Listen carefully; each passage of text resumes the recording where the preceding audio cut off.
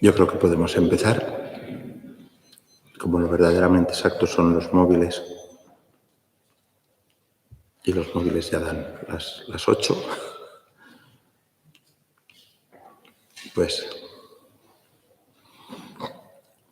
Y lo menos interesante del acto son los saludos, pues comienzo yo sin más.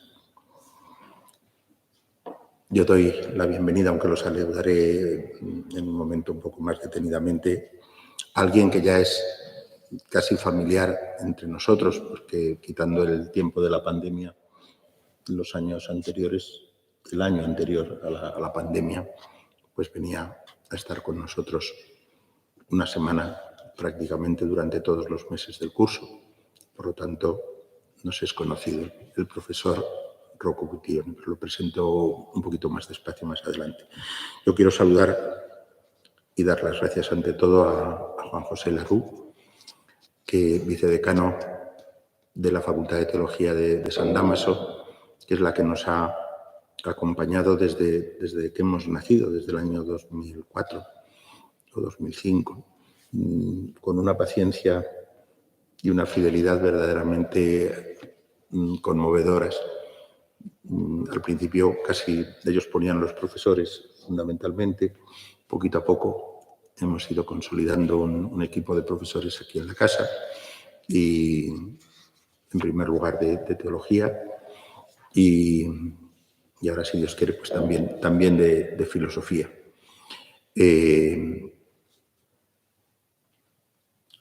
Gracias y transmítele a don Carlos y a los órganos de gobierno de la Universidad San Dámaso nuestra gratitud porque os hemos hecho venir muchas veces y porque nunca habéis dejado de estar con nosotros. Doy las gracias a los dos rectores de los dos seminarios y a sus equipos de formadores que hacen un trabajo formativo que yo no puedo más que agradecer, que sería muy injusto no agradecer. Y lo agradezco muy sinceramente en nombre de la Iglesia de Granada, a la que tengo el verdadero honor de representar.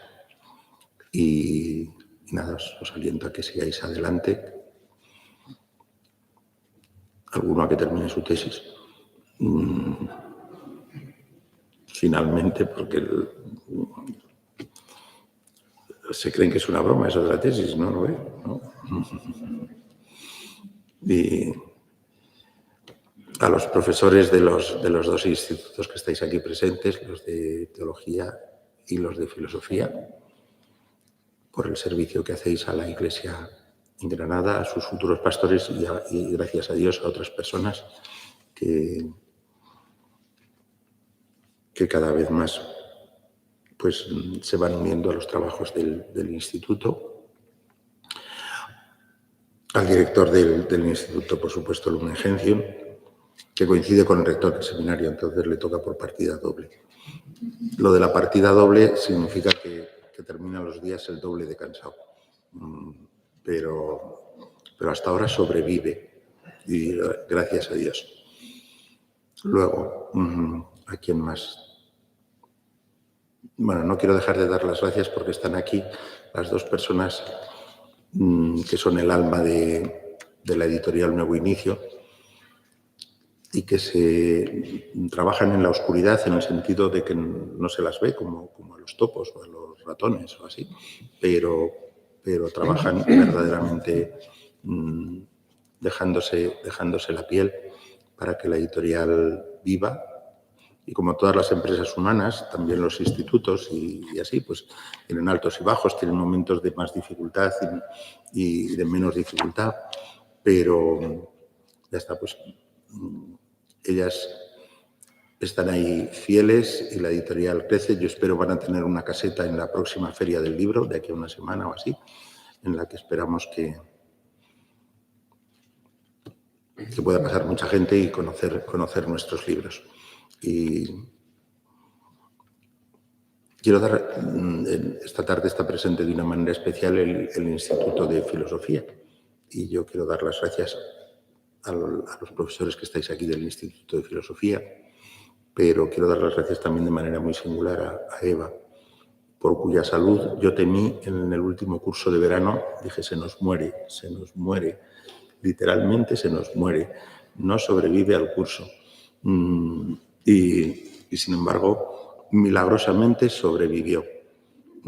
Y ahí sigue. He visto en la Eucaristía, pero no la veo ahora, a Mercedes, que es la que lleva toda la parte terrena y humana de esta casa, que no es nada sencilla. Y aunque la he saludado en el momento de pasar en la procesión de entrada, pero no la veo ahora. En todo caso, le dais las gracias de mi parte, que también ella está sobreviviendo, en este caso, a algo más que a un curso de verano, a un combate más largo y más difícil y más duro. Y ya está, no sé si me dejo a alguien. Bueno, me falta dar las gracias a Rocco Buttiglione, a quien, aunque lo va a presentar Matías, yo quiero decir que nos conocimos hace 36 años. Yo era un jovencísimo y bisoño obispo auxiliar de Madrid. Él era un joven diputado del Parlamento Europeo que estaban haciendo una marcha por la paz junto con algunos escritores. Yo creo que estaba Christopher Derrick, no sé si estaba alguno de nuestros amigos polacos, no sé si Joseph Tisner, quizá algún otro. Yo no. Me recuerdo de Christopher Derrick porque fumaba unos puros muy grandes y tenía un sentido del humor que, para ser un intelectual inglés, discípulo de Chesterton, por una parte le pegaba mucho, por otra parte no te imaginabas a un señor así tipo Oxford, con esos puros y con ese sentido del humor.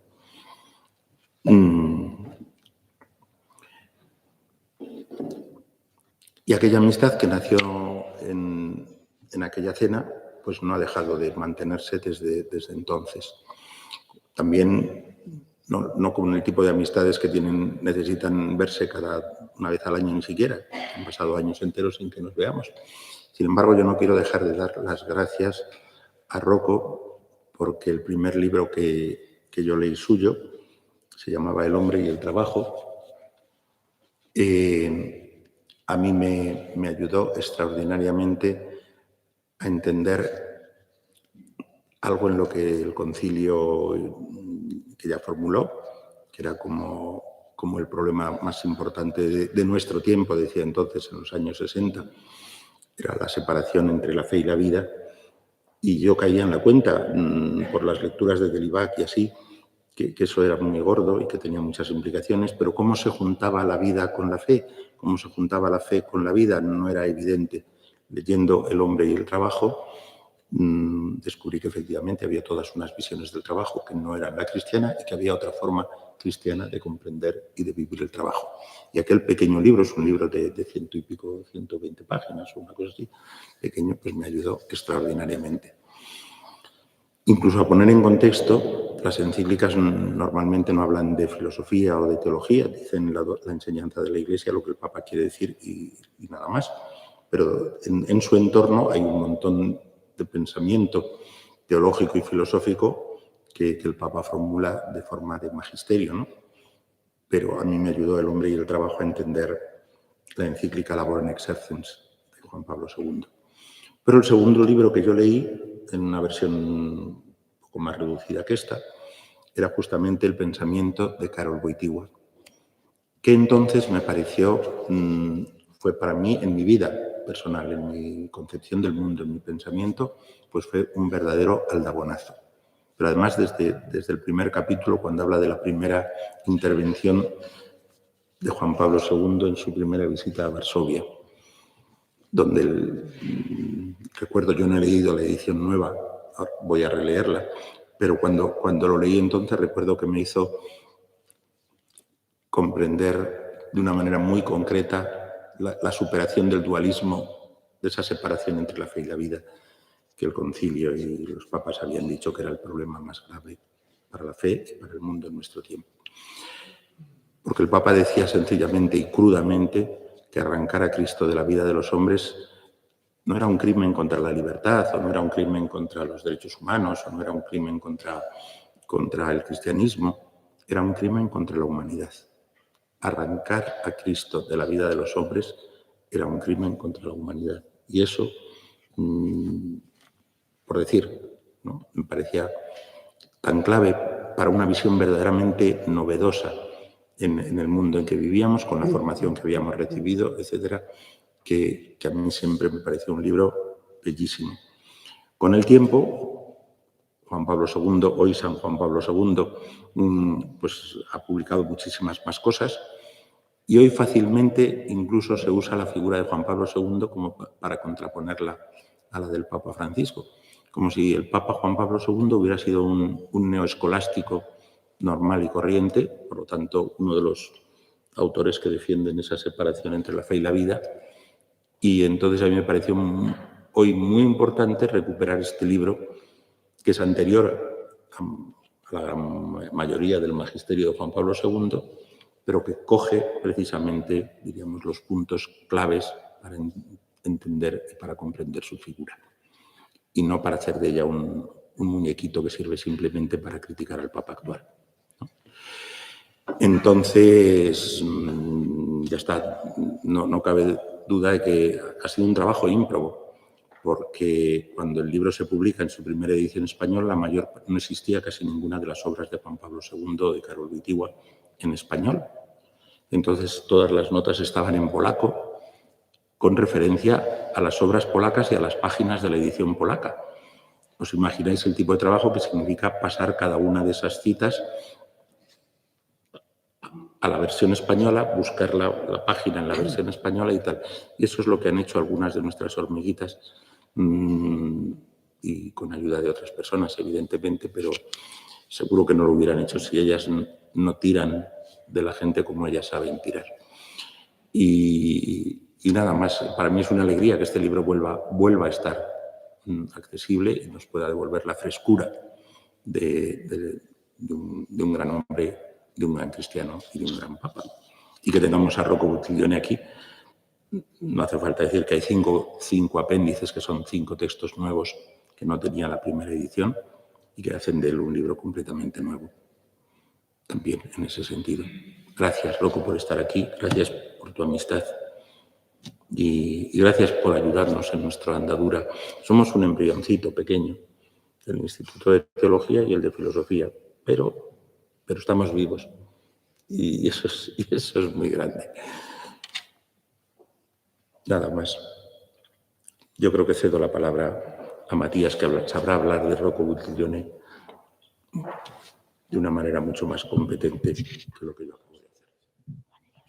Ay, perdón. Cedo la palabra a Juan de Dios Lazo. Como veis, soy un desastre. Muchas gracias. Muchas gracias y buenas tardes. Un saludo muy cordial al señor arzobispo de la diócesis, don Javier. Saludo a los rectores, a las autoridades académicas. Un saludo de parte del gran canciller, don Carlos Osoro, de don Javier Prades, el rector de la universidad, y de don Gabriel Ricci, el decano, que hablaba con él ayer y me animaba a transmitir recuerdos al querido centro aquí de Granada. Comenzamos un nuevo curso, el tercero de la pandemia. Si el primero pudo estar dominado por el miedo, el segundo por la incertidumbre, y este tercero quizá pues puede venir el cansancio porque se alarga la cuestión, pero creo que es un curso también que puede estar marcado por la esperanza de que superemos poco a poco la pandemia.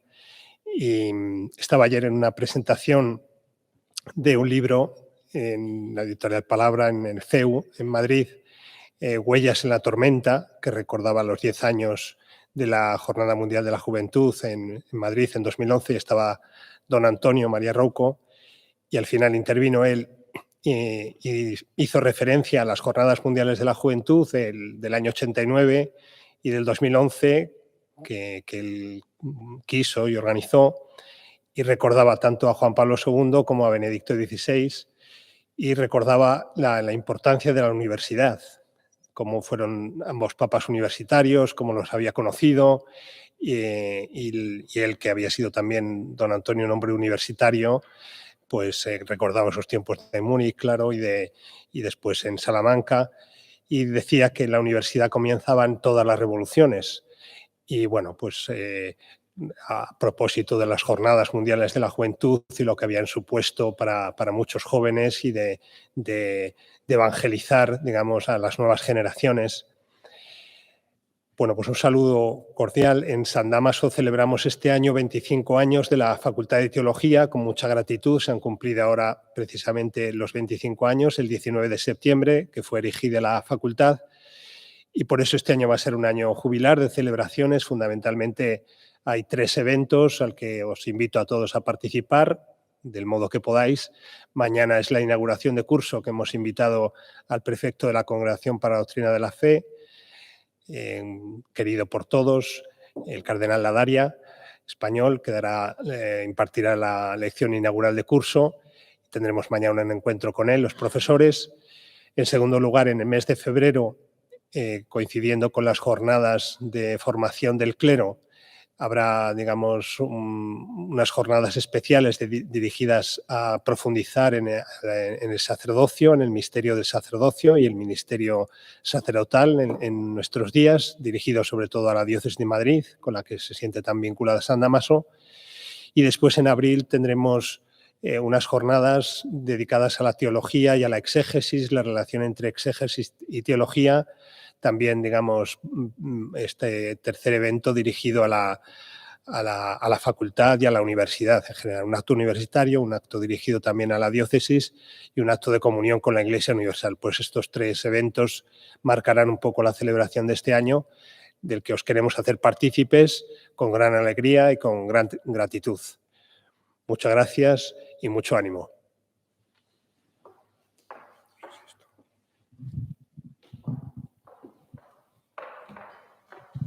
Bien, ahora sí tiene las palabras.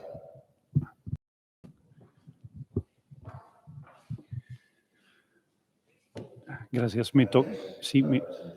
Tengo el honor de presentar a querido amigo y profesor Rocco Bottignole, quien reconozco como, soy nieto intelectual de él, porque he sido educado por sus hijos intelectuales en Liechtenstein, en Hungría. Así que siempre es un... No se te oye. Perdón. Tienes que acercarlo mucho más. Sí. Bueno, tiene una vida muy rica para resumir en pocos momentos, pero como nos interesa su charla, voy a centrarme en lo esencial. Don Rocco Bottignole es filósofo y político italiano, de origen Gallipoli, estudió en Turín y más tarde se matriculó en Derecho en Roma. Pronto salió a relucir su vocación futura y se especializó en doctrinas políticas. Considerado en Italia una autoridad de esta materia y de muchas más, ha sido asistente del gran filósofo Augusto del Noce. Luego, más tarde en su carrera, obtuvo más que una vez el grado honorífico en filosofía por la Universidad Católica de Lublin, el doctorado honoris causa por la Universidad Francisco Marroquín, y creo que esta lista se prolongará pronto. Fue miembro del Pontificio Consejo de Justicia y Paz. Ha sido también miembro del Parlamento desde 1994 y ministro varias veces de Asuntos Europeos, ministro de Cultura y vicepresidente de la Cámara de Diputados. Ha sido profesor de la Universidad San Pío V de Roma, la Universidad de Teramo, la Pontificia Universidad Lateranense y la Academia Internacional de Filosofía del Principado de Liechtenstein, incluso vicerrector. Ha impartido cursos y seminarios en el Pontificio Instituto San Juan Pablo II, la Universidad de Roma, la Sapienza, la Universidad de Urbino, la Universidad Católica de Lublin y en muchas otras universidades y centros de investigación. Actualmente es miembro de la Pontificia Academia de Ciencias Sociales y de la Academia Europea de Ciencias y Artes. Es autor de numerosísimos libros y cientos de artículos, quizás algunos más conocidos. Don Javier ya ha mencionado algunos como experiencia personal suyo, pero El hombre y el trabajo, La doctrina social cristiana, un libro sobre su maestro Augusto del Noche, Cristianismo y cultura en Europa, Memoria, conciencia y proyecto. Luego, últimamente, Person, die Wahrheit im Menschen, que también apareció primero en italiano. Más libros memorables de él, il problema politico dei cattolici, The Moral Mandate of Freedom, y luego, si se puede mencionar uno favorito, El homo en la familia. Con esta breve presentación que inmerecida de la vida muy rica de don Rocco, cedo la palabra y estamos a la escucha de tu charla. Gracias. Después de la presentación de Matías y de su excelencia, todo lo que puedo decir será para vosotros una gran delusión. Pero me invitaron y tengo que hablar. Y en primer lugar quiero agradecer que habéis pensado que vale la pena de reeditar un libro que es viejo de 30, 40 años, no sé. Pero he leído algunas cosas y me parece que sigue siendo actual. Al menos así piensan muchos que siguen citándolo en los trabajos científicos más recientes sobre Carlo Wojtyła. En el campo de la filosofía wojtyliana ha escrito uno de ellos, es un standard work, una obra que es posible, explico para los jóvenes qué es un standard work. Un standard work es una obra que no es necesario leer, pero siempre tienes que citarla si escribes sobre el argumento. Así se ha transformado en un standard work. Y quiero agradecer también por, no sé quién es que ha tenido la idea de poner esta foto de Wojtyła. Porque Olga puede ser, ¿o no? ¿Quién? No, nuestro diseñador, Ajá. Armando. Excelente. Se ve a Karol Wojtyła como era realmente. Se ve que ríe con los ojos. Era un hombre que reía con los ojos, algunas veces también con la boca, pero normalmente con los ojos. Y tenía muchas diferentes maneras de reír. Y quien lo conocía entendía lo que estaba pensando del tipo de sonrisa que tenía en los ojos.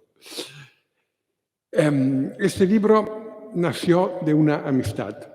En las primeras páginas yo recuerdo muchas personas. Realmente tengo un poco de vergüenza en decir que es un libro mío, porque nació en el diálogo con muchos, y quiero recordar en primer lugar don Francesco Ricci, gran sacerdote que ha dejado muy pocas cosas escritas y no tan buenas. Pero era una personalidad misionera, un grande conversador, y muchos libros excelentes de otros nacieron en el diálogo con él. Y muchas ideas, no sé bien si fueron mías o suyas o de uno de los otros que participaron en este trabajo. Creo que eso es la expresión de una comunión cristiana activa en el trabajo intelectual. Don Ricci era un hombre muy delgado, 2 metros, ¿no? Más. Yo era más pequeño, él era un poco como Don Quijote, el caballero de la triste figura, y yo un poco como Sancho Panza, más cortito, más gordito, y hemos caminado, hemos girado todo la Europa centro-oriental, por causa de una grande amistad que él ha tenido y me ha introducido en esta amistad con la iglesia persecutada de los países que eran comunistas. Tenía asistentes para los diferentes países, yo era un poco encargado de Polonia, y así viajando con él nació otra amistad.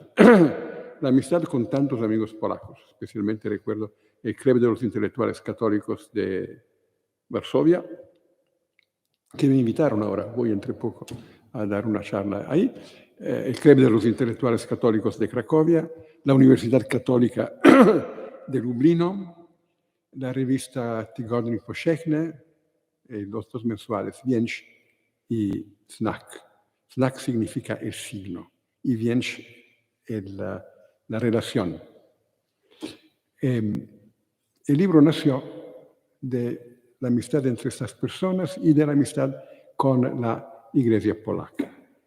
Y viajando en Polonia era imposible no encontrarse con la extraordinaria personalidad de Karol Wojtyła.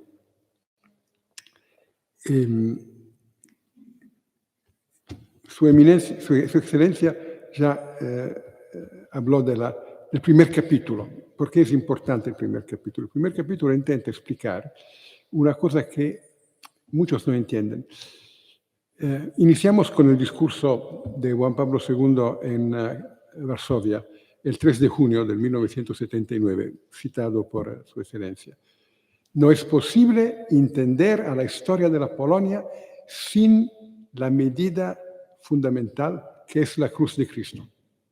Solo en la luz de esta cruz, esta historia es una historia de esperanza. ¿Qué significa eso?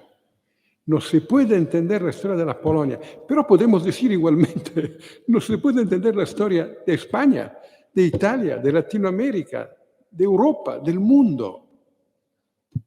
Bueno, del mundo entiendo, si uno que es chino dice que no, un momentito, la historia de China se puede entender sin Jesucristo, no es cierto, pero tiene algo de plausibilidad. Hay que discutir con él teológicamente. Pero en España, en Italia, en Polonia, no es una discusión teológica, es un hecho, es una discusión histórica. Estas naciones nacieron en relación con la misión cristiana. La misión cristiana, hay un poema de Wojtyła, Pensando Patria, en que él habla de esta gente, estas tribus eslavas, enemigas los unos de los otros, que no comunicaban los unos con los otros, no se casaban los unos con los otros, y el anuncio cristiano, el bautismo, hace que los que eran lejanos se hagan cercanos, los que eran enemigos se hagan hermanos. Y así fue en Italia, los longobardos y los latinos, en España los visigotos, los hispanos y muchos otros grupos que estaban. El encuentro con la fe cristiana crea esta realidad espiritual que es la nación. Nos lleva más allá de la dimensión racial. Ahora se habla mucho de este tema de la raza, ¿no? En Latinoamérica en un sentido también positivo, en Europa menos. Se habla mucho de eso, pero la idea de nación no es la idea de una entidad étnica. Es una entidad cultural y espiritual que nace del reconocimiento de la presencia entre nosotros de la cruz de Cristo, que nos reconcilia y hace de nosotros un pueblo nuevo. Así, historia de la nación y historia de la Iglesia se cruzan. En esto, Wojtyła encuentra, dos grandes tradiciones. Una es grande, pero es pequeña. Es grande porque es grande intelectualmente. Es pequeña porque es muy poco conocida. Son los estudios de Don De Luca, grande historiador, casi historiador italiano, que nos ha dejado una introducción al estudio de la pietad popular en Italia. Él no escribió la historia de la pietad popular después, no. Nos dejó solo la introducción. Pero la introducción tiene una fuerza metodológica extraordinaria. ¿Cómo es que los pueblos encuentran en sí mismos la energía para trabajar, para casarse, para tener hijos? ¿Sabes cuánto es difícil trabajar, casarse, tener hijos? Día dopo día, un día después del otro, todos los días del año. y siempre con la disponibilidad a ser presente, a darle lo que necesitan, lo que quieren. ¿Cuánta energía se necesita? Y no es tan normal que se dé. En el mundo antiguo no se daba.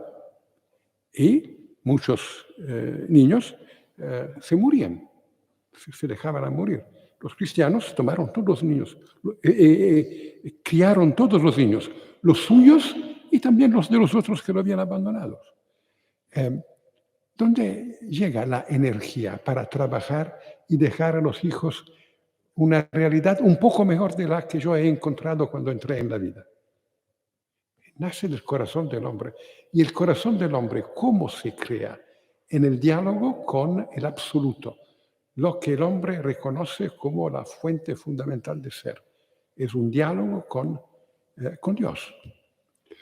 En esto, De Luca reencuentra un grande sociólogo, el fundador de la sociología, Max Weber. La metodología del libro famoso de Weber sobre ética protestante y espíritu del capitalismo es exactamente esa. No tiene razón Marx cuando piensa que la fuente del valor es el trabajo material. El trabajo material se genera en el corazón del hombre. El tipo de autoconciencia que el hombre tiene condiciona la capacidad de trabajar que él tiene, condiciona la capacidad de división que él tiene, condiciona la capacidad de tener hijos, condiciona todo. Define la identidad, la fuerza productiva fundamental es la autoconciencia del hombre. Juan Pablo II repetirá eso, no en los escritos de que hablo yo, pero después en su mensaje al meeting de Rimini, no en el mensaje, el discurso al meeting de Rimini, cuando vino al meeting de Rimini, y después, no, antes, en su grande discurso al UNESCO de París. La raíz del hombre es la cultura. No podemos encontrar al hombre si no lo encontramos en la cultura. Y la cultura está ligada con la relación con el absoluto, está ligada con la religión. Religión significa religare, juntar. La religión junta Dios a los hombres y los hombres entre ellos. ¿Cuál es esta religión?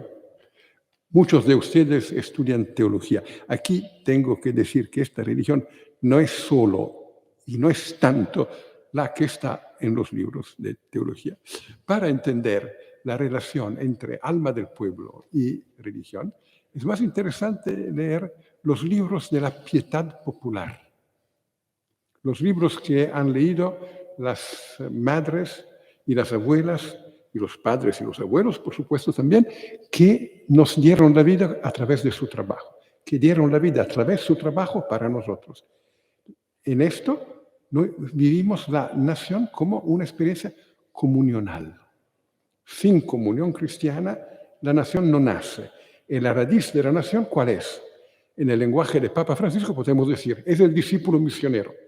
Hombres que tienen la idea que yo no soy yo soy el que amo.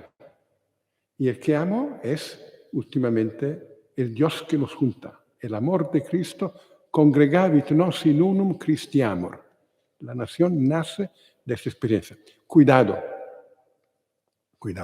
porque hay también una manera muy equivocada de decir eso. Y ahora en Europa y también en España, algunos hablan el lenguaje de esta manera equivocada de ver la relación entre cristianismo y nación. Esta manera equivocada es de pensar que la función de la Iglesia es de soportar la nación que en el mundo se presenta con su pretensión de poder y de dominio. No es así. La Iglesia trasciende la nación. Está en la nación, pero trasciende la nación.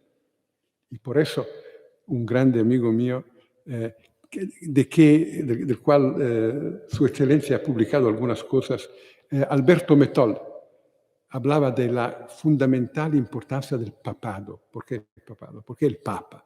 El Papa hace que sea imposible cerrar la Iglesia a lo interior de la experiencia de una nación. Quebranta los límites nacionales y hace universal a la Iglesia. también la nación es más grande que la Iglesia. Hay gente que participa de la vida de la nación y no es bautizada, aunque viva en este contexto, en que personalidades misioneras que viven en la relación al otro como constitutiva de sí misma, agregan hombres, crean sociedad, aunque en esa sociedad algunos sean no creyentes.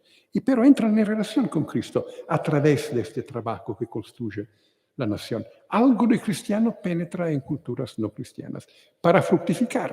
Puede ser, cuando no sabemos. El tiempo de la cosecha lo conoce solo el Señor. Así, contra el dualismo, la idea que la fe cristiana crea personalidad comunional, que reconoce a Cristo como su identidad auténtica y por eso es capaz de reconocer a otros hombres como partes de su identidad propia. Yo no soy yo.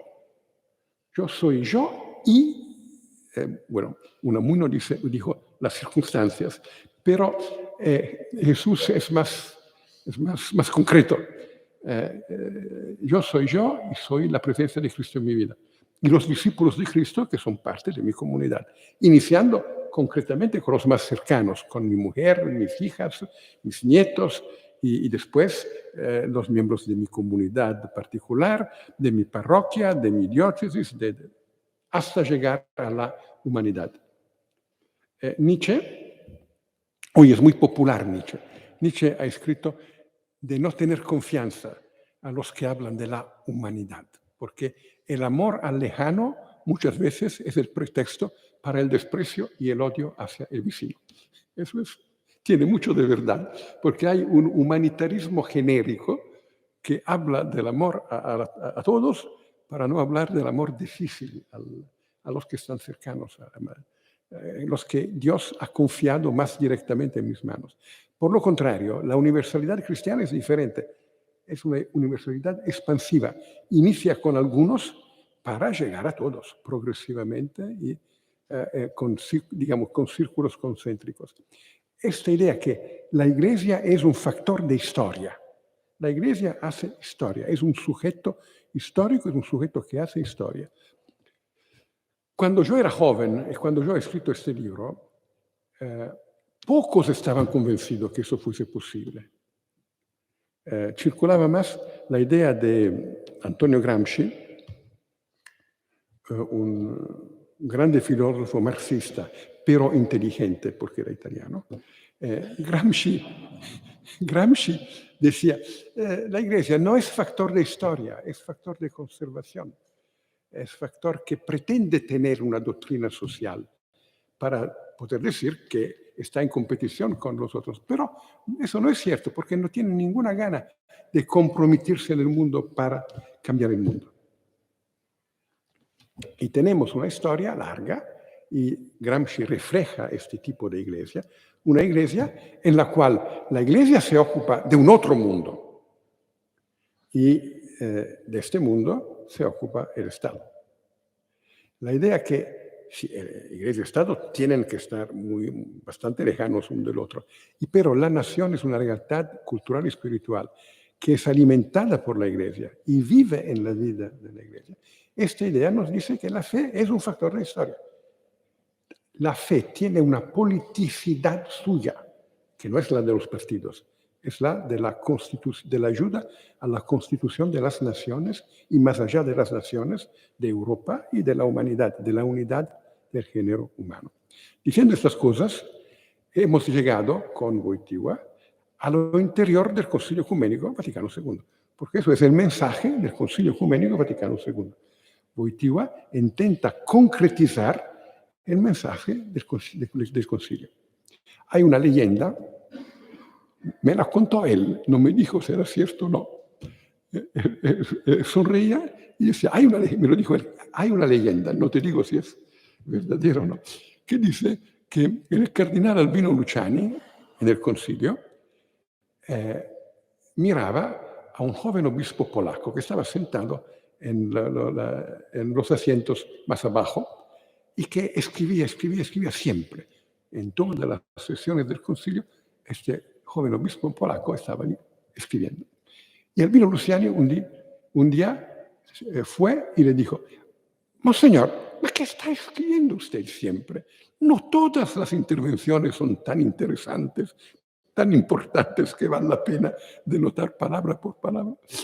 Y el obispo polaco le dijo, no, en realidad, eminencia, no estoy tomando notas, escribiendo un libro. Y el libro es Persona y Acto. Persona y Acto es la filosofía del concilio. Y tiene dos caras esta filosofía del concilio. Una es, tenemos que personalizar la fe. Dos caras que parecen ser contradictorias y no lo son. La primera es, debemos pasar de una fe, que es una fe que recibimos por una tradición, en la cual participamos porque hay una habitud social. No estoy condenando eso, ¿no? Es una riqueza que eso esté. Pero tenemos hoy necesidad de una fe personal, que la persona asume propiamente a través de un acto responsable de su libertad. No es posible tener una fe meramente tradicional.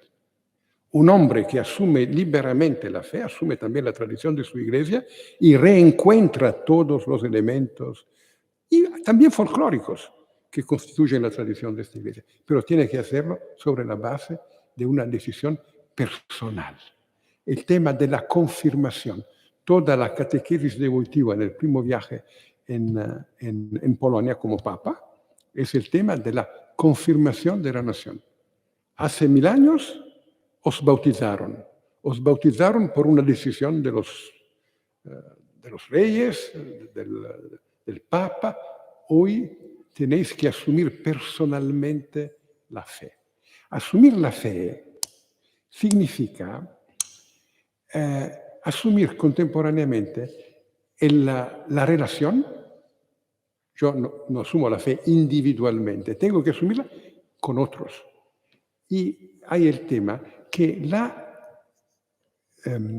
la unidad ontológica que la Eucaristía genera entre los creyentes tiene que transformarse también en una comunidad concreta. Si somos una cosa sola, no puedo ser indiferente si uno muere de hambre, si uno necesita ayuda, si uno es triste, porque él es parte de mí. Yo soy mí mismo en la relación con ellos. Y no puedo decir yo, sin incluir en este yo mi comunidad, la iglesia toda, iniciando con mi familia. Una personalidad comunional, un discípulo misionario comunional. Discípulo misionario es lenguaje más de Papa Francisco, pero el concepto es lo mismo. Una personalidad comunal que crea comunidad y vive en la relación con los otros. Y eso tiene, evidentemente, anche una dimensión política, porque eso permite ver el bien común. Muchas veces hoy piensan que el bien común es el Producto Interno Bruto. Hacemos la suma de las riquezas de todos y si el gobierno consigue hacer que crezca la riqueza global de la nación, todo está bien. Pero el bien común no es esto, es otra cosa. El bien común es que no puedo determinar mi bien sin incluir el bien de los otros. Y por eso no es importante solo que crezca el Producto Interno Bruto, es importante también cómo lo se distribuye. Es importante que cada uno sea reconocido en su derecho a la vida, que cada uno... Es importante el tema del pobre. El tema del pobre es el resultado del bien común. ¿Quién es el pobre? El pobre es el que no está a lo interior de la comunidad, que no está reconocido como miembro de la comunidad. Es teóricamente, es miembro de la Asamblea Eucarística, pero no es miembro de la comunidad. O aunque no sea miembro de la Asamblea Eucarística, no importa, porque es llamado a serlo tarde o temprano, pero está fuera. Y así hay que pensar a partir de los pobres y hay que asumir responsabilidad juntos.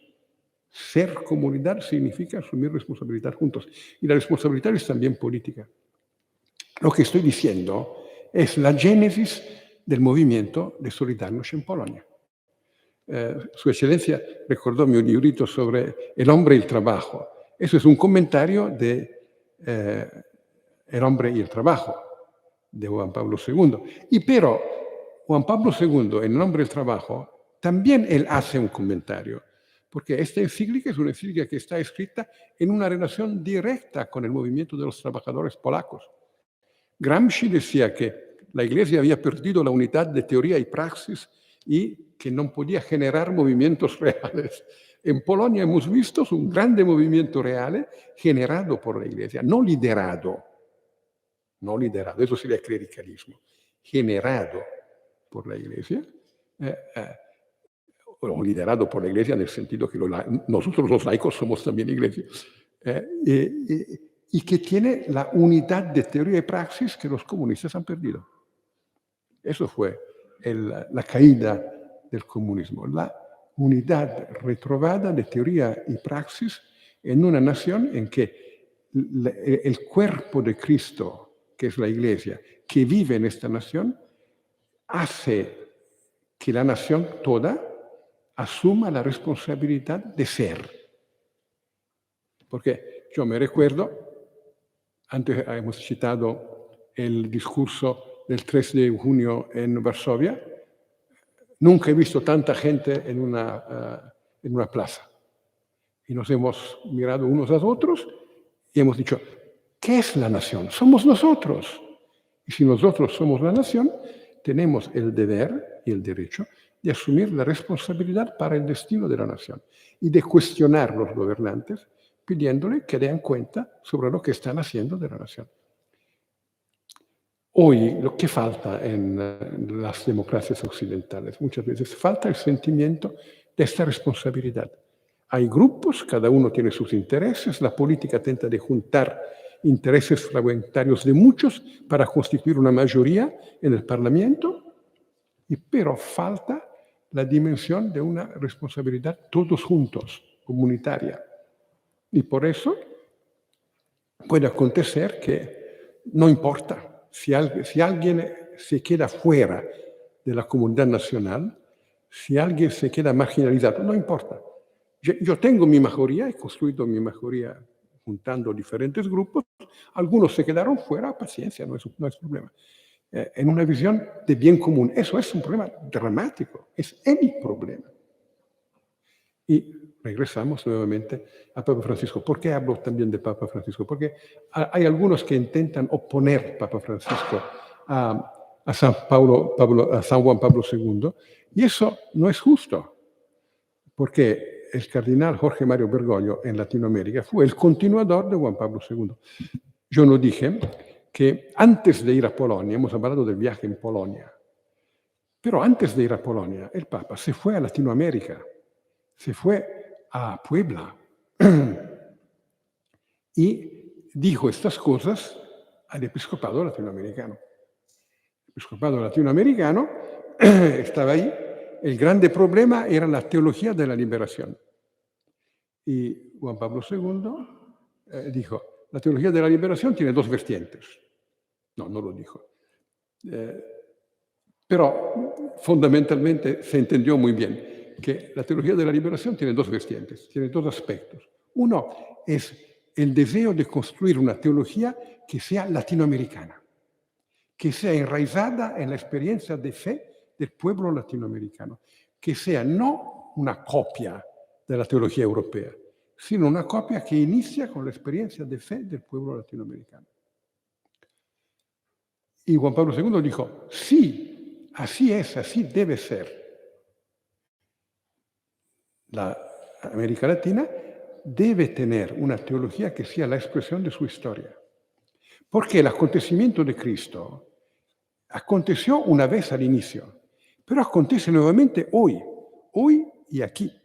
Y hay que pensarlo a partir de hoy y aquí. Si no, es abstracto. Pero el acontecimiento de Cristo es uno. No hay muchos. No hay uno en Palestina hace 2000 años y otro hoy. No, es el único acontecimiento de Cristo. La teología dogmática tiene la tarea de controlar que lo que se afirma hoy, a partir de la experiencia de hoy, corresponda al acontecimiento originario. Que no sea que nos estamos creando un Cristo según nuestra propia misura, nuestros propios deseos, nuestros propios cómodos. No, que el Cristo de que hablamos sea el Cristo de la origen, que se le presenta hoy. ¿Y cómo podemos tener esta certeza? El episcopado, la sucesión apostólica. La garantía de eso es la sucesión apostólica.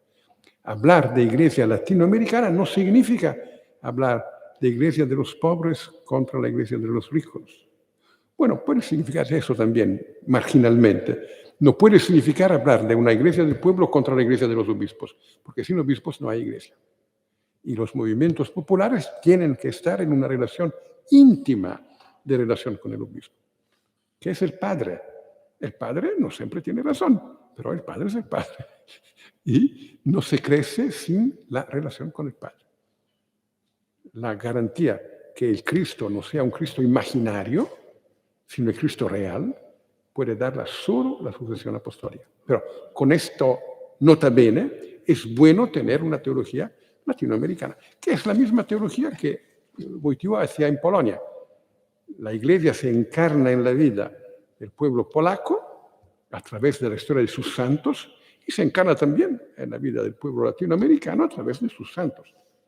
Santo Toribio de Mogrovejo, Santa Rosa de Lima, Motolina, Montesino, todos los evangelizadores, los que crearon, y sobre todo la Virgen de Guadalupe, como la Virgen de Jasna Góra en Polonia, la Virgen de Guadalupe en Latinoamérica. Una iglesia encarnada en la vida del pueblo. Y dijo también un no, eso fue el sí, el no fue no al marxismo, porque no funciona, porque no es cierto que realiza la liberación de los hombres, y porque tenemos otra metodología. No podemos encontrar el hombre a través de la mediación simplemente de la economía y de la política. Tenemos que encontrar al hombre a través de la mediación de la cultura. En Latinoamérica, esas cosas no eran totalmente nuevas, porque algunos filósofos y teólogos argentinos estaban trabajando una teología así, que se llamaba teología del pueblo. Alberto Metorferré, mi grande amigo, y grande amigo también del Papa, Lucio Gera, Rafael Tello, Juan Carlos Cannone, etcétera, etcétera. Y estos continuaron el camino de Puebla hasta Aparecida do Norte y después hasta el pontificado del Papa Francisco. Así, una iglesia que está encarnada en la vida de las naciones, que no es un partido, hace una política que no es la política de los partidos, es la política de la nación, es la política de la humanidad, nación, patria grande latinoamericana, o aquí Europa, humanidad, y llama a todos los hombres a la unidad en Cristo, a través del testimonio de Cristo, en diálogo con todos, también los que provisoriamente aún este testimonio no aceptan. Bueno, esa es una filosofía basada sobre el concilio, tomando la idea de una ontología trinitaria de la persona humana, que significa ser persona. El personalismo de Wojtyła. Yo pierdo el control del tiempo. Tú tienes que decirme cuándo tengo que pararme. No tengo reloj, lo siento. Tengo interés, así que sí. Te doy el reloj. Gracias. Cuando es tiempo me lo dices. Me das 5 minutos para cerrar. La persona es un ser que encuentra a sí mismo solo en la relación con un otro ser. La persona existe solo en la relación con una otra persona. Es vacía y puede ser llenada por la presencia de un otro. La persona es un ser que es capaz de aceptar dentro de sí un otro y llevarlo en su corazón, decía Wojtyła, para generarlo en la vida eterna. ¿Qué acontece? ¿Y cuál es la la experiencia más cercana en que lo encontramos eso, el matrimonio, el amor entre el hombre y la mujer. Se acoge al otro en sí mismo para generarlo en la vida eterna. Y para las mujeres son un sujeto privilegiado por eso, porque tienen una experiencia que nosotros no podemos tener. Es la experiencia de tener bajo el corazón físicamente, no solo espiritualmente. Yo tengo en mi corazón mis hijas, pero mi mujer ha tenido nuestras hijas físicamente en su corazón, bajo el corazón. Y eso crea una relación que es la cosa más cercana que podemos imaginar en el mundo de la carne a lo que es la relación de la persona con la persona. Eso es dramáticamente humano. Cualquier hombre enamorado tiene esta experiencia. Cualquier madre que tiene un hijo tiene esta experiencia. Siempre me impactó mucho la primera cuestión de la pars prima de la Summa de Santo Tomás. La cosa más genial que él ha escrito. Hay muchas verdades que son accesibles a la filosofía, al pensamiento humano.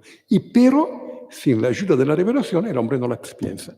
Esta idea de persona es humana, pero la pensaron los teólogos originariamente.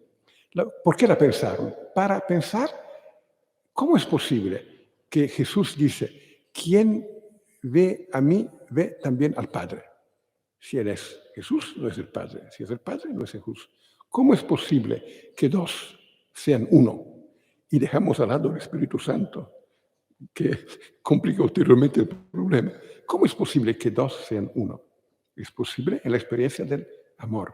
El amor que es el reconocer mi identidad a través del otro y en la identidad del otro. Es el proceso de la formación del nosotros. Nosotros, que no soy yo. El centro afectivo mío está desplazado en un lugar que está entre mí y la persona que amo. 5 minutos. Aquí entramos en otro capítulo que no vamos a desarrollar del pensamiento de Wojtyła, que es el tema del matrimonio. Porque el matrimonio es un sacramento y el matrimonio es la manera en que la comunión se hace concreta por la gran mayoría de los seres humanos. No por todos, pero por la gran mayoría. En una cierta medida para todos.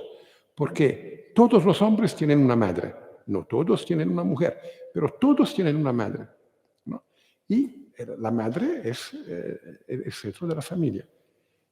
La familia es el lugar en que nos educamos a reconocer esta naturaleza del ser humano como comunión.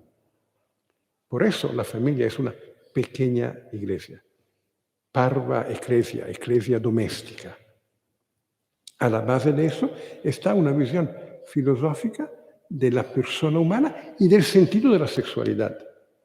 Porque si se entiende eso, se entiende también como si no se ayudan a los jóvenes a enamorarse y a casarse, pierden la ocasión de encontrar la verdad de sí mismos. Y si la sexualidad está utilizada de manera demasiado superficial, no se crea la tensión que puede juntar dos vidas humanas, ¿no? Y el hombre vive sin nunca encontrar a la verdad de sí mismo.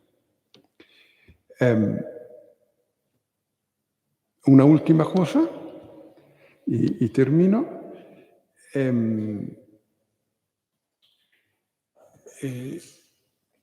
Karol Wojtyła era un actor. Es interesante este hecho porque un actor es un hombre que no tiene una identidad sola, tiene muchas. El actor es Hamleto. Otro día es, no sé, Agamenón. O puede ser Edipo o no sé qué. Cada día cambia su identidad. Y por eso los actores tienen una cierta tendencia al relativismo. Porque ser actor significa entrar en el corazón de hombres diferentes y entender que cada hombre tiene sus razones. Si me identifico con cada hombre, al final no tengo la tendencia a no juzgar a nadie. Wojtyła era un actor, pero era un actor particular, porque era un actor al interior de una experiencia muy polaca, que fue el teatro de la palabra. Eso era un teatro que pensaba que el actor tiene que revivir la experiencia del personaje, pero tiene que revivirla en la perspectiva de la verdad, de manera que el hombre puede reconocer la verdad de sí mismo en la misma acción teatral. Un actor así es muy cercano a la vocación de un cura. En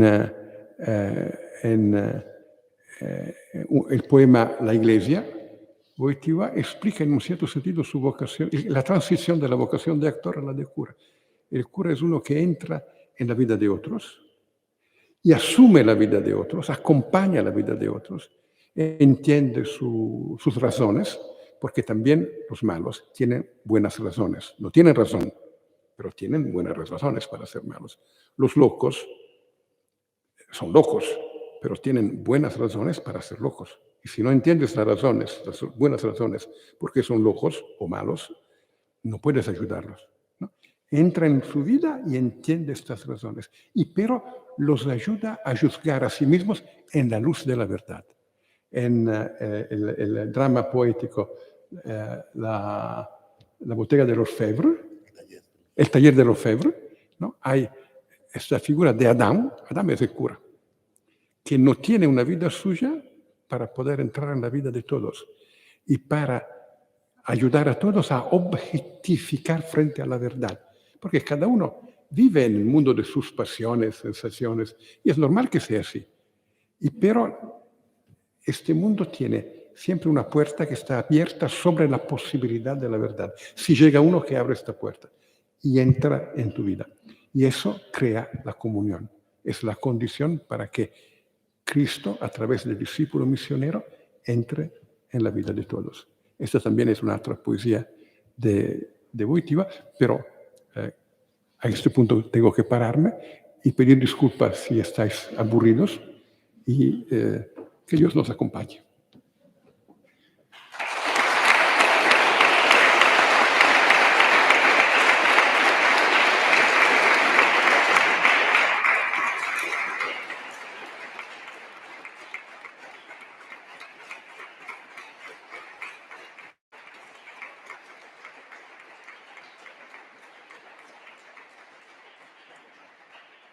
Una última cosa. Ahora espero que algunos de vosotros lean a este libro.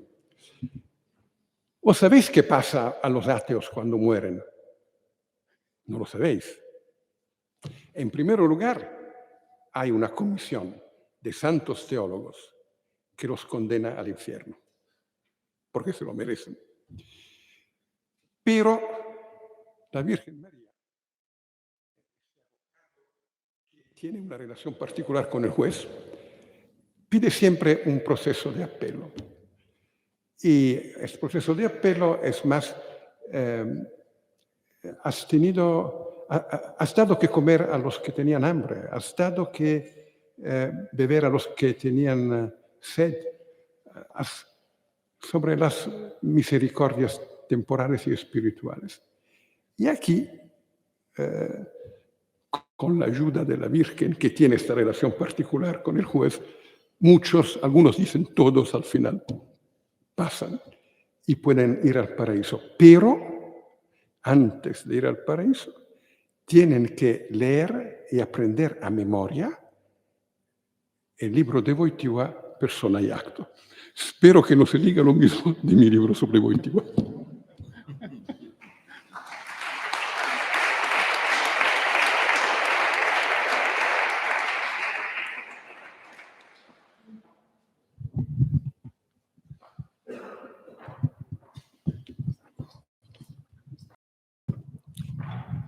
Si queréis hacer alguna pregunta, perdón, si va por aquí detrás es más sencillo.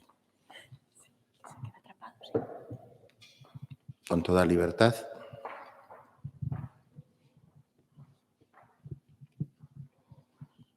Sobre cualquiera de los temas que que el profesor Buttiglione ha esbozado. Adelante, Ildefonso.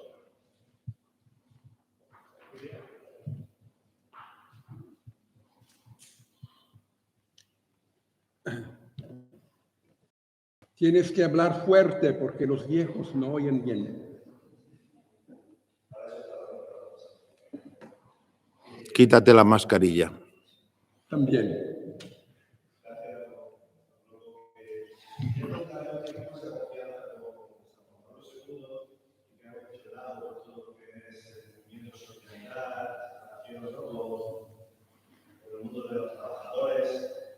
Esa relación de amistad, ya dentro de su pontificado, cuando se cayó el muro de Berlín y se vino ese simbólico muro, ¿no?, del comunismo, pues si tuvo oportunidad de hablar con él, si cómo vivió ese momento tan impresionante para Polonia, para Europa, para el mundo, si tuvo alguna oportunidad de hablar con él en ese momento, en todos los casos. Con grande serenidad. Yo me recuerdo algún tiempo antes de la caída del muro de Berlín, estábamos hablando en Castel Gandolfo con sociólogos, economistas, teólogos, filósofos, discutiendo sobre el futuro del comunismo. Y había los que decían, el comunismo se cae, había los que decían, el comunismo no se cae, y él estaba un poco aburrido, escuchaba así. Y uno podía leer en los ojos que estaba pensando una conclusión sorprendente de la sesión de discusión. Y al final dijo, imaginémonos que el comunismo se cae mañana. ¿Cuál es nuestra tarea? Evangelizar. Y si se cae en 1000 años, ¿cuál es nuestra tarea? Evangelizar. Tenemos que preocuparnos de evangelizar. Eso es lo importante. Imagino que él preveía que podía acontecer, pero no era eso lo esencial. Lo esencial era la evangelización.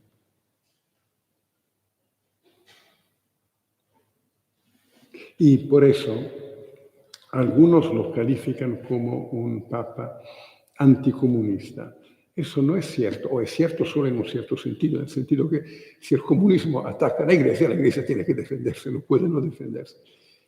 Pero el ideal que él tenía no era lo del capitalismo. El ideal que él tenía era el de la comunidad de los trabajadores que se hace capaz de asumir la guía de la nación y también del proceso productivo, reconociendo funciones empresariales al interior de la comunidad de los trabajadores y no en la oposición entre los empresarios que mandan y los trabajadores que son los ejecutores. Y eso es interesante también desde el punto de vista de la sociología del trabajo, porque cuando el trabajo es creativo, es también más productivo. Y en Laborem Exercens, él dice que cada uno tiene el derecho de trabajar como si trabajase en propio, como si la hacienda fuese suya. No toda suya, pero también suya, en participación con los otros. Y en Centésimos Años, él ofrece una partnership, una alianza entre el libre mercado y la solidaridad. Tengo que decir que en estos últimos años parece que las corrientes dominantes del capitalismo han rechazado esta alianza, han pensado en la mayoría, el mundo es tan grande que es también verdad también lo contrario de lo que estoy diciendo, pero en la gran mayoría de los casos se ha creado un sistema que quiere mucho mercado y no quiere solidaridad. Y por eso, cuando Papa Francisco toma posición frente a este sistema, no es diferente de San Juan Pablo II, toma posición en un mundo que es diferente. Para ser fieles a los mismos valores, no se pueden repetir las mismas palabras en contextos diferentes. ¿Puedo añadir una glosa en la pregunta? Monseñor, por favor. Simplemente en una visita ad limina en la que los obispos de la nación, o el grupo que estábamos, que éramos 12 o 13, de los obispos españoles, comíamos con el Papa Juan Pablo II. Él dijo explícitamente: cuando yo era arzobispo de Cracovia, yo pensaba que el peligro mayor de la Iglesia era el comunismo. Ahora, con la experiencia de estos años de Roma, debió ser en el año 86, aquella visita a Limna, dijo: me parece mucho más peligroso el consumismo de Occidente.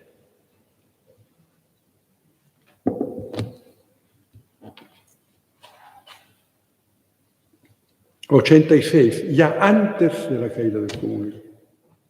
Ya veía el nuevo adversario que se iba profilando.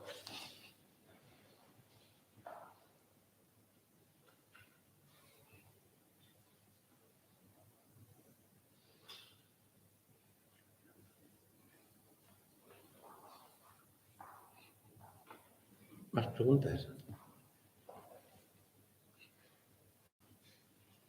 Si no las hay.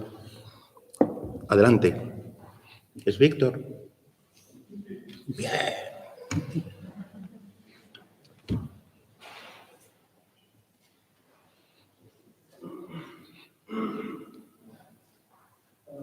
Tengo dos cuestiones. Primero, ¿cómo el trabajo puede hacer la conciencia del hombre? Esa es la primera. La segunda, ¿en qué momento o cómo en el amor podemos ser capaces de reconocer muchas identidades en una comunidad única?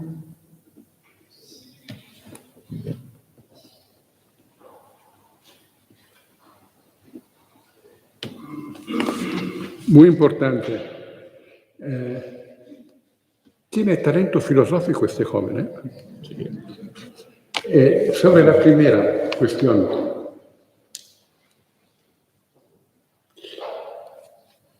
trabajar es siempre trabajar junto con otros. No se trabaja solos. El trabajador está insertado en una relación con otras personas humanas. Eso lo dice también Adam Smith. El principio fundamental de la productividad del trabajo es la división del trabajo. División del trabajo significa que el trabajo se divide entre diferentes personas, cada una tiene una función a lo interior de una obra común. El problema es, ¿cosa junta a estas personas en la obra común? Una manera de juntar las personas en la ejecución de la obra común es el mando externo. Hay uno que tiene el poder y dice a cada uno lo que él tiene que hacer y cada uno hace lo que le dicen de hacer. Hemos tenido esta experiencia. Cuando yo era muy joven, esta era la manera en que se producían los automóviles en la ciudad de Torino, donde estaba la grande fábrica de automóviles Fiat. A un cierto punto hubo una cierta rebelión de los obreros. Yo participé un poco con una revista de extrema izquierda que se llamaba Cuaderni Rossi. Estudiamos la producción y vemos en qué manera podemos obstaculizar al máximo la producción con un mínimo de daño para los trabajadores. Significa que si un trabajador a este punto del sistema entra en huelga, solo él dice: yo hoy hago huelga, toda la cadena tiene que pararse. Los otros trabajadores no trabajan, pero cobran el salario, y al día siguiente el segundo trabajador. Un empresario genial de la Fiat, Cesare Romiti, entendió el sistema y dijo: bien, cambiamos el sistema. No hay más los pequeños jefes, capetti se llamaban en la terminología de la Fiat, que controla para punir los que no hacen los que tienen que hacer. Tenemos grupos de trabajo que trabajan juntos, tienen una responsabilidad común y el jefe es el que ayuda a reparar a los problemas más complicados que el trabajador no sabe reparar. La productividad creció muchísimo y la Fiat salió de una crisis dramática y los trabajadores eran más contentos. ¿Por qué? Porque trabajaban a lo interior de una comunidad. Cada uno ayudaba al otro cuando el otro tenía necesidad de ser ayudado y recibía la ayuda del otro y trabajaban como si trabajasen en propio. Y el sistema continuó después con la formación de cooperativas de trabajadores que tomaban de la Fiat la tarea de ejecutar algunas tareas laborativas. La conciencia de la comunidad nace en el trabajo porque trabajando con otros yo necesito la ayuda de otros. Un día yo necesito la ayuda de Matías, otro día Matías necesita la ayuda mía y estamos en conexión el uno con el otro. Y si no trabajamos juntos en este espíritu de solidaridad, el trabajo no es productivo y al final el trabajo va mal y va mal nuestra vida y nuestras familias. Así el trabajo es una grande escuela de comunidad. Por supuesto, es necesario tener gente, discípulos misioneros que entrando en el mundo del trabajo inicien practicando con los otros trabajadores esta experiencia de comunidad.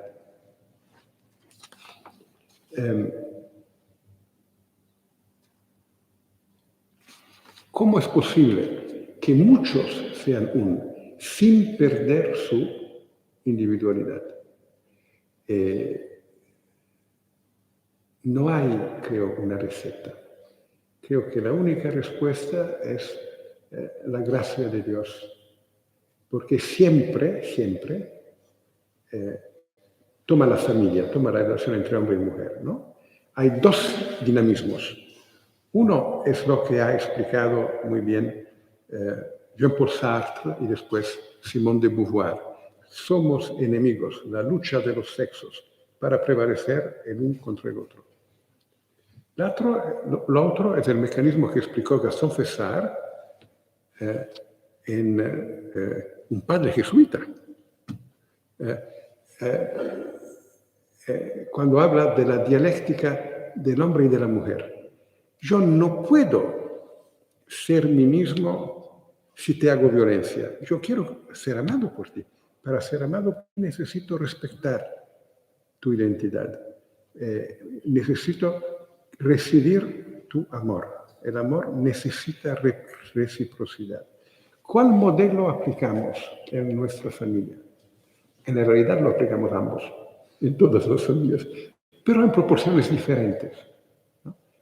La tentativa es hacer que en mi familia el modelo de la relación de amor sea más fuerte que el modelo que siempre, algunas veces entra, de la relación de dominio. Y lo mismo en la relación entre los padres y los hijos. Y lo mismo también en la iglesia, en la relación entre el cura y los fieles. Siempre hay una polarización de las dos cosas. Y siempre hay una lucha, o dos luchas. Una es la lucha del uno contra el otro. La otra es la lucha juntos para que prevalezca el modelo del reconocimiento sobre el modelo de la opresión. Y por eso hay que abrir los ojos, reconocer la grandeza del otro, no tener miedo a enamorarse de la grandeza del otro. Y, por otro lado, explica Wojtyła en Amor y Responsabilidad, permitir que el otro sea prevaricador contra mí es contra su grandeza, es una negación de la grandeza que Dios quiere por él. Por eso tengo que resistir, no solo para defender mi interés legítimo, sino también en defensa de su vocación, de la verdad de su persona. Y así, no en la familia, en la sociedad, luchar contra la prevaricación de los poderosos. No es expresión de odio, puede ser expresión de odio, pero debe ser expresión de un amor también a ellos. Porque si uno ama más el dinero que su hermano, es un hombre profundamente malado, que necesita cambiar, que tiene una necesidad fundamental de conversión. A propósito, esta idea de Wojtyła la anticipó muy bien, ¿sabes quién? Bartolomé de las Casas.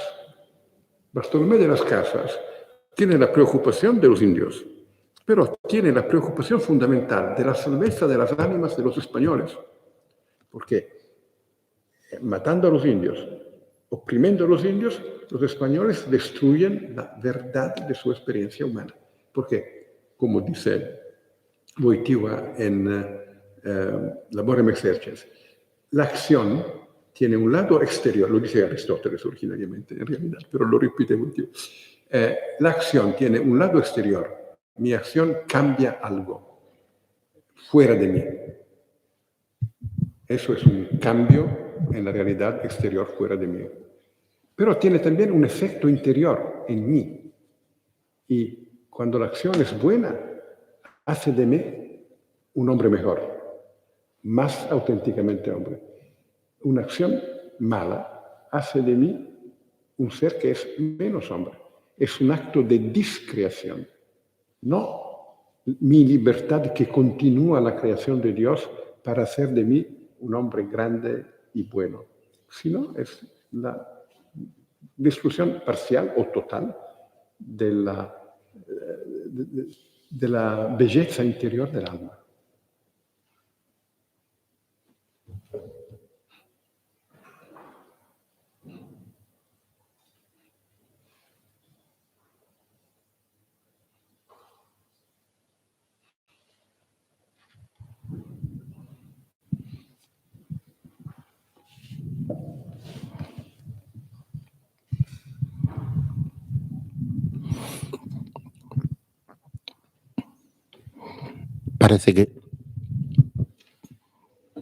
Parece que no hay más preguntas.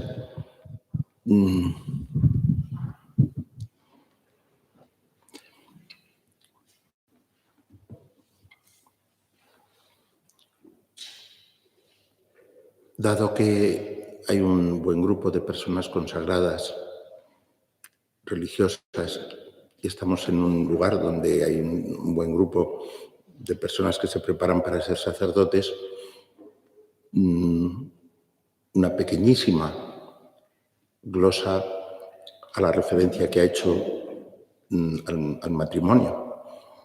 Yo creo que todos, también la virginidad consagrada, cumple de un modo diferente, pero cumple la dimensión esponsal que corresponde a todo ser humano.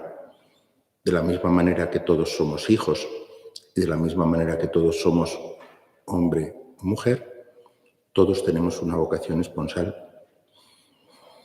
Esa vocación esponsal la cumple la virginidad, la Virgen consagrada.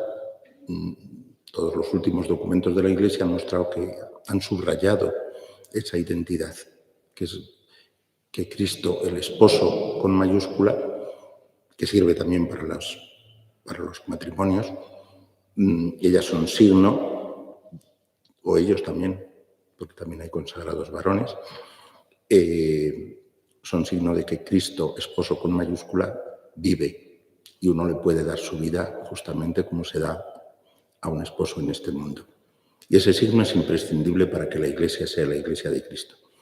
Y con respecto al sacerdocio, yo he dicho muchas veces que yo llevo un anillo, y algunas veces que han querido gastarme alguna broma de alguna cosa, mi anillo es bastante grande. Digo que soy más padre que cualquiera de los padres de familias que conozco, porque tengo muchos más hijos y me tengo que preocupar de ellos como un padre. Yo también, para ejercer esa paternidad, yo tengo que aprender de los buenos padres, igual que para aprender la virginidad consagrada, una religiosa o una consagrada tiene que aprender de las buenas esposas.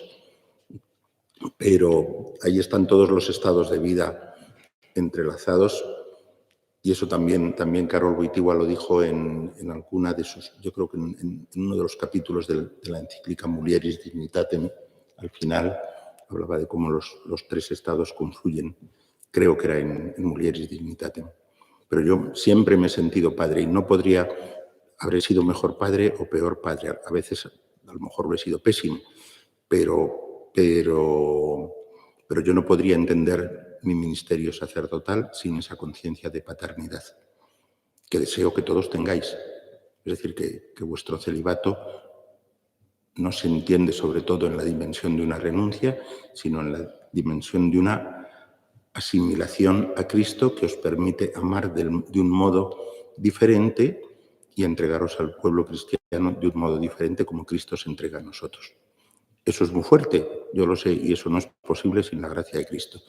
Y vuestra virginidad consagrada os entiende como que sois esposas de Cristo o no sé qué hacéis, perder la vida, perder el tiempo.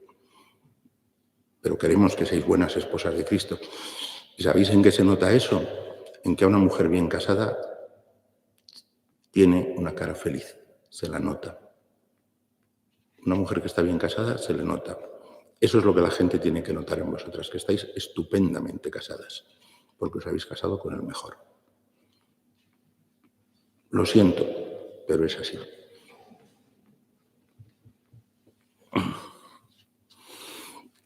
Creo que nos toca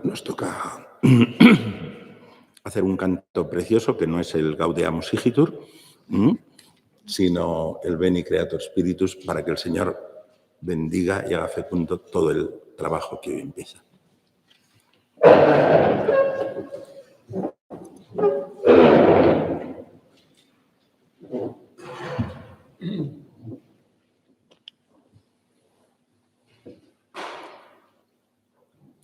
Veni Creator Spiritus, mentes tuorum visita, imple superna gratia, que tu creasti pectora, qui diceris Paraclitus, donum Dei altissimi, cons vivus ignis caritas, spiritualis unctio, tu septiformis munere, destre Dei tu digitus, turrite promissum Patri, sermone vitans futura,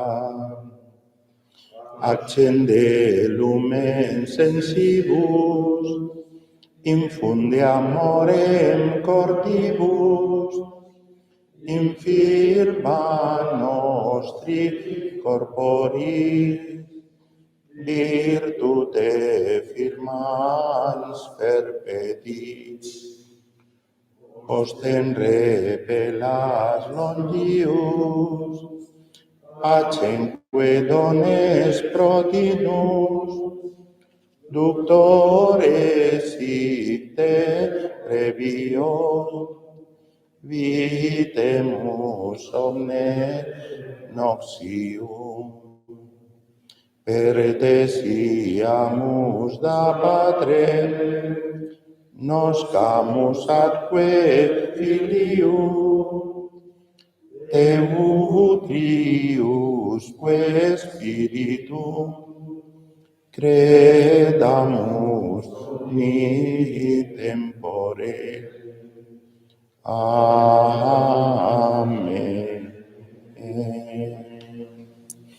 Pero no se da la bendición. Y ya está. Yo os decía antes que soy un desastre y no era una metáfora, es que lo soy. Porque yo quería deciros dos cosas antes de terminar, así que os las digo. No os sentéis que solo voy a estar un cuarto de hora, o sea que podéis hacerlo. No. La primera cosa es que en el Instituto de Filosofía vamos a crear una especie de departamento singular sobre filosofía y cine. Y ya está. Y vamos a ponerlo en marcha ya, directamente. Y porque es imprescindible que no solo que dar la oportunidad de conocer y poder criticar el lenguaje cinematográfico y aprender a distinguir lo que es un jamón de pata negra del chopet, para que uno pierda el gusto por el chopet, ¿no? Y la otra cosa es que el Instituto de Filosofía también en estas próximas semanas ahora mismo depende directamente de la diócesis, va a seguir dependiendo de la diócesis totalmente y no cambia nada en su exterior, pero su vinculación va a estar, diríamos, internamente con la Fundación Abadía del Sacromonte, lo cual ya está dando contenido también a esa fundación, contenido educativo, y será un bien tanto para el instituto. Su sede sigue estando aquí, no cambia nada exteriormente, ¿eh? Así que son dos noticias que quería daros y no os la he dado, os las doy ahora y os doy la bendición. La bendición de Dios Todopoderoso, Padre, Hijo y Espíritu Santo, descienda sobre vosotros todos y os acompañe siempre. Amén. Podéis cenar en paz.